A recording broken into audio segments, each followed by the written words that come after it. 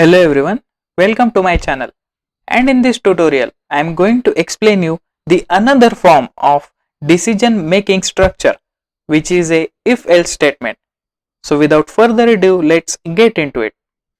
In the previous tutorial we have already seen the if statement, but the else statement can be combined with if statement. The else statement contains the block of code which will execute if the conditional expression in the if statement resolves to 0 or a false value. The else statement, on the other hand, is an optional statement, and there could be at most only one else statement following if. So this is the basic syntax for if-else statement. When the if expression becomes true, then the code within the if statement will execute, or else the code within the else statement will execute. The another form is ellipse statement. The ellipse statement allows you to check multiple expressions for true and executes a block of code as soon as one of the condition will evaluate to be true. Similar to the else, the ellipse statement is optional. However, unlike else, there can be multiple number of ellipse statement following an if. Core Python does not provide switch or case statement as in the other languages, but we can use ellipse statements to simulate switch cases. So this is the basic syntax for ellipse statement.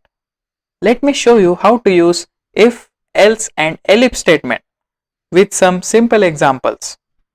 So this is the Python command line, and in the first example we are going to perform the if else statement. So for that, first we will declare the two variables and we will assign integer values to them. So our first variable will be a equal to 100 and b equal to 50. For our if else statement, we will give the condition like if, and for the first expression we will use some comparison operator.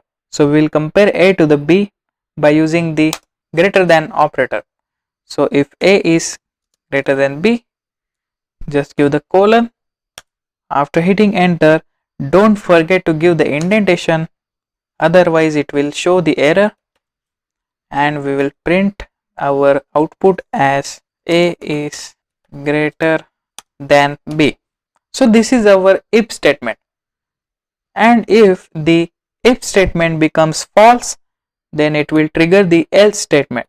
So else, just give the indentation and print our else statement code a is less than b. As you can see, we have typed our first if else statement. So just hit the enter and the output is a is greater than b. So in this condition, the if statement is becoming the true as we have assigned a the greater value. I hope you understood what is a if else statement and how we are using it in this following example. So we can also use the ellipse statement for the similar kind of example. Let me show you how to do it. First we will declare our two variables.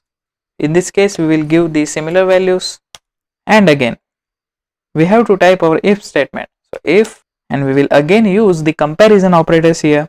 If a is greater than b, then give the indentation and print our message by using the print function. A is greater than b, and now we will give our elif statement here. So for the elif, we just have to use elif and our second condition. In this we are using the elif statement, which will allow us to check the multiple expression for true and execute the block of code as soon as the condition evaluates to be true. So in this case we will use our second condition. So our second condition is a. Now again the comparison operator for equal to sign.